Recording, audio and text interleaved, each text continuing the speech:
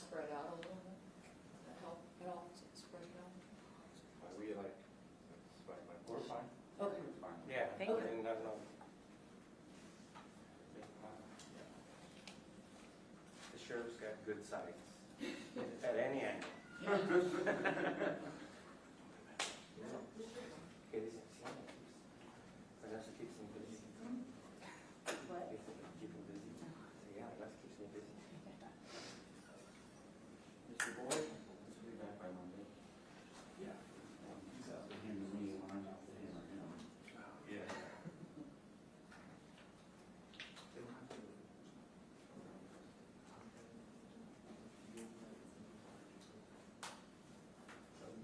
Good to see you once again. Maybe twice. Twice in one. Twice a year.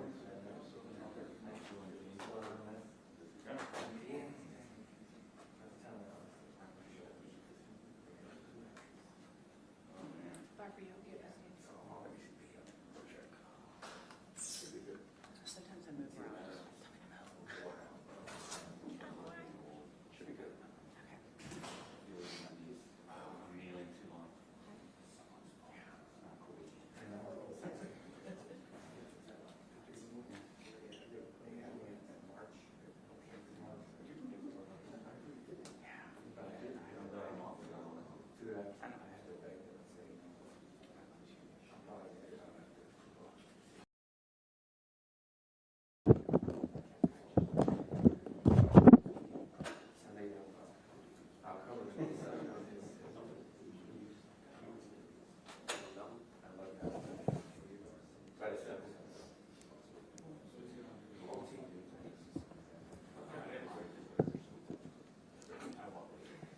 Yeah.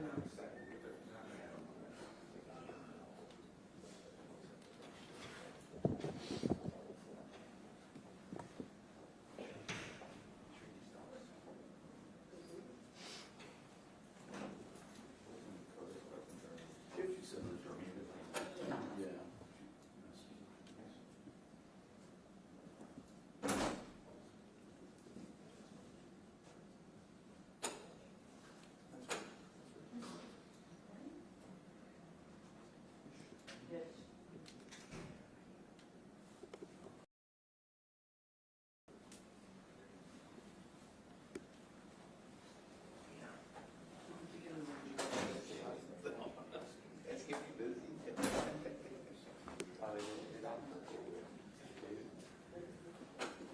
Oh, look at this thing. That's, man, long time no see.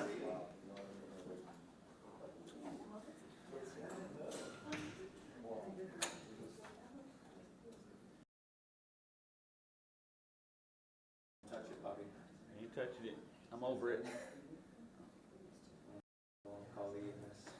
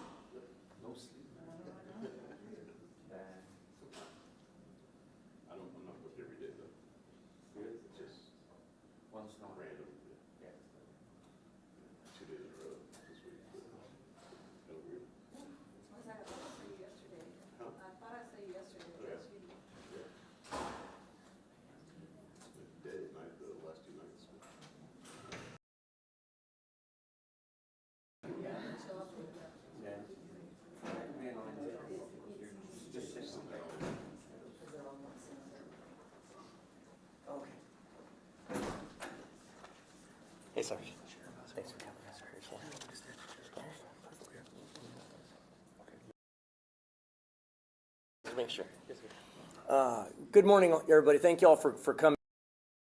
Yes, sir. We're here talking about this narcotics arrest that was made last night, thanks to our partners at DPS, along with our organized crime group that were out working this information. Last night, they received a tip that there was some narcotics trafficking occurring to some degree at a motel downtown, 901 East Houston, the True by Hilton Hotel downtown.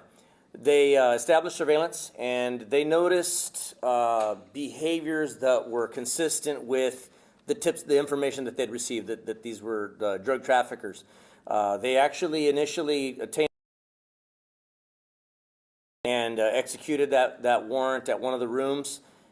Subsequent to that, they found that there was a secondary room associated with these folks, which again is a common tactic among traffickers.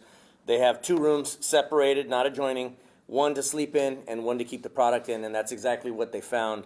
So once they made entry to the second room, they discovered this, and what this is approximately 10 kilos of meth, but cut with mixed with fentanyl, I should say. You know, as you all know, we do a lot of educational programs with regard to fentanyl. It doesn't take very much fentanyl at all to kill somebody. You know, the universally recognized lethal dose being about 2 milligrams. This is considerably more than that. The street value on this, what we're estimating, is somewhere between $500,000 and $800,000 in street value.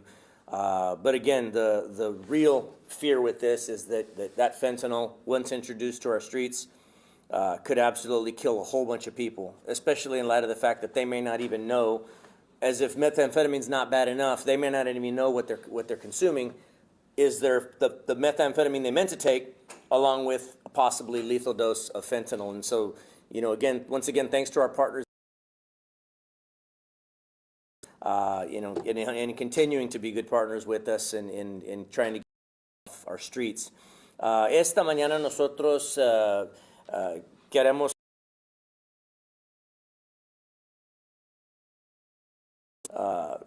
tumbamos en una operación anoche. Nosotros arrestamos dos sospechosos y vamos a tener la información de los sospechosos, pero estos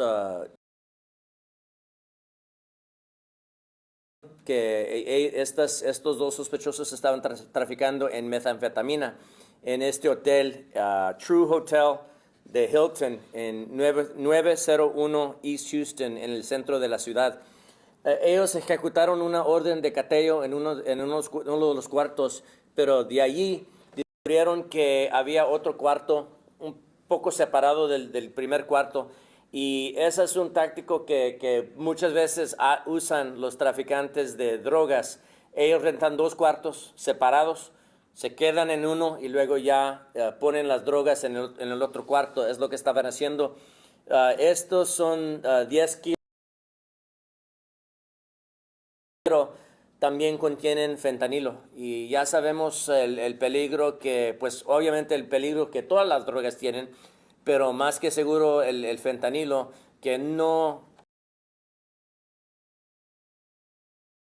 entonces para nosotros es un gran honor poder estar aquí con nuestros socios de la Policía Estatal. Pues obviamente ellos nos ayudan a diario con nuestras operaciones, y es un orgullo estar aquí con ellos para decirle al público qué fue lo que pasó en este caso. Questions? Estamos hablando de que es más de $500,000. Nosotros aproximadamente entre $500,000 y $800,000 que de valor de estas drogas, pero el gran peligro es que alguien vaya a tomar metanfetamina, que es peligroso eso, pero muchas veces cuando están tomando drogas que tiene fentanilo, entonces el pendiente obviamente es que alguien vaya a pensar que están usando solamente esta droga, pero realmente están usando las dos drogas, y es algo que es más peligroso que las drogas regularmente. ¿La mezclada es lo que la hace más peligroso? Es que está mezclada, y que están comprando o usando la droga no sabe que contiene fentanilo también. Sure. Obviously the fear with any drug, right? And we're seeing right now fentanyl making its way into everything. pill form. We've seen marijuana laced with it. We've seen it in liquid form, powder form. Obviously, we've seen it in cocaine and methamphetamine. The thought process for us is that the cartels are using that they're using that fentanyl as an ingredient to drive addiction. So fentanyl is probably about 50 times more addictive than even crack cocaine. So if you mix that in with a drug that's already addictive by itself, imagine increasing that addiction factor by 50 times. Not to mention you're also making it more deadly in the process. What about the two individuals who were arrested? Is it helping you, find the bigger picture, the bigger ring here? Because surely they're not just working by themselves. Well, no, obviously for us, the goal is to always try to find a bigger fish. So at this point, I don't know what if anything, they were able to get from these folks. Many times they clam up and don't want to say anything, and it's up to us to develop the case further. But sure, we always want to be climbing the ladder. But you believe this extends all the way to the cartels? Oh, absolutely. The thought process with is that, although we talk about, we always want a secure border, but in this instance, I think with this amount of dope stuff still getting in, I think we're still seeing smuggling of humans and trafficking of humans. So for us, every time we change our tactic, the cartels change their tactics. We got to keep changing ours, and we have to keep upping our game. Obviously, with partners like DPS and our other partner agencies, we continue to do that exceedingly well together. But still, we have some work ahead of us. Clearly. Why would they ¿Puedes use it? decir cómo es las formas como producen esto y también cómo está vinculado? Bueno, este está hecho en un laboratorio, pero estos laboratorios no son algo como lo que usan para preparar medicinas, sino que realmente es un laboratorio en la celda o en un edificio abandonado. Y no es un proceso científico que usan para esto. Entonces ya de ahí las drogas son bien peligrosas. Porque sí sabemos que el fentanilo, hay más oportunidad, hay más chance que alguien vaya a ser adicto a esa droga. Entonces muchas veces usan esa droga como ingrediente en otras drogas para asegurar que las personas se vayan a poner adictos. Lo que estaba diciendo que está vinculado también con los carteles. Oh, sí, cómo no. Ya sabemos que una cantidad así de drogas, sí, más que seguro que va a haber conexiones a los carteles. Para nosotros nunca nombramos los carteles, pero sí se sabe que obviamente hay conexiones a otras organizaciones. Dylan? You answered it sort of, but in English, knowingly using an ingredient that's wiping out users of the product Sure. seems counterproductive to the money-making scheme of the cartel. You're right. It does. You would think, and we address this. We do a class called One Pill Can Kill that we put out to the public, and in that's one of the FAQs, one of the frequently asked questions is, well, why would they knowingly kill their clients? Well, it's the cost of doing business for the cartels. Quite frankly, they know that for every person that dies today, tomorrow there's 100 new addicts that can't wait to take their place. So it's an acceptable loss to them to lose a couple of clients here and there. Can you talk about the manufacturing in English, please? The manufacturing in English? Like the abandoned warehouses. Oh, yeah. So as part of this presentation, we also do, we show some slides.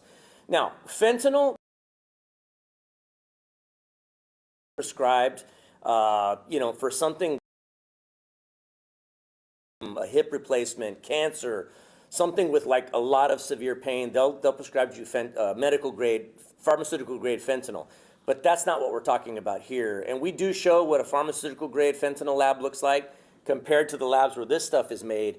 This is made usually in a jungle mountain complex somewhere in abandoned warehouse, and it's vats of the precursor chemicals, and it's 2 vats of this and a half a vat of that, and there's nothing exact about it. For starters, not to mention the fact that this is just pure poison that people are putting in their bodies. The normal track for this drug, by the time fentanyl hits our streets, usually the precursor chemicals come from China. From China, they go to Mexico. The labs are in Mexico many times. Then they make it there, and then it comes into the country.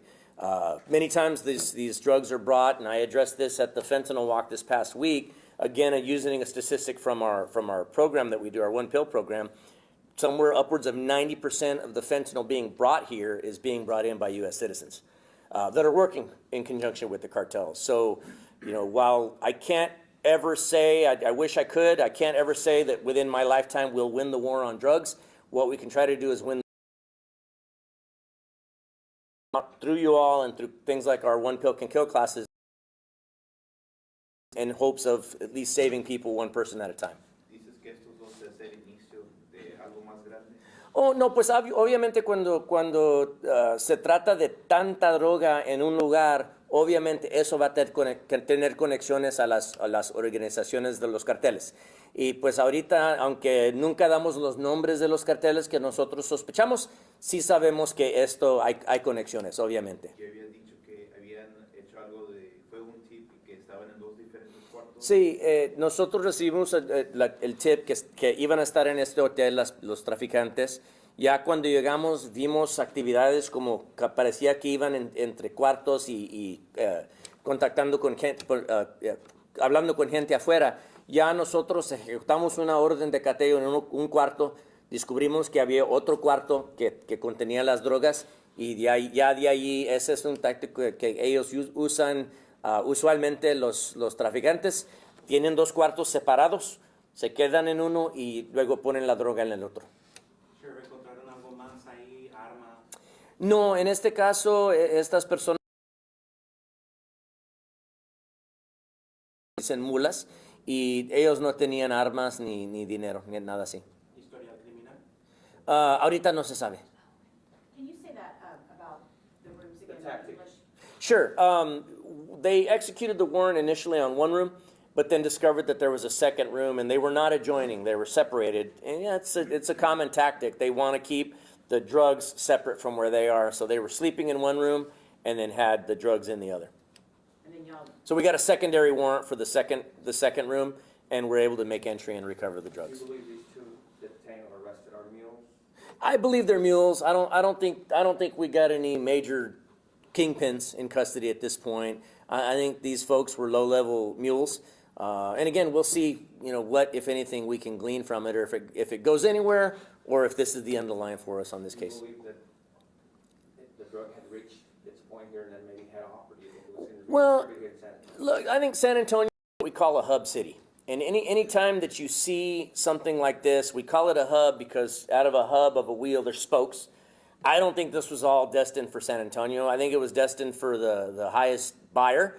So it's probably going to be, stepped on here, cut. We call it stepped on elsewhere, and then scattered to the four winds. Okay. Thank y'all so much. Appreciate it. Thank you, sir. Appreciate it.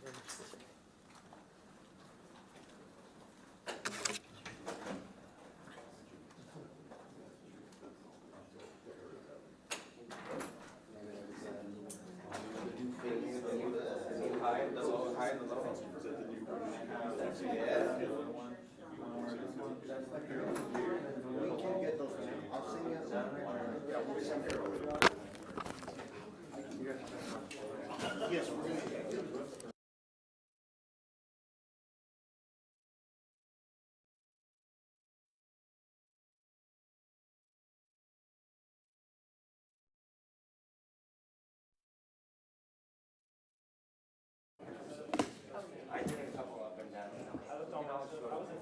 that's what I'm thinking.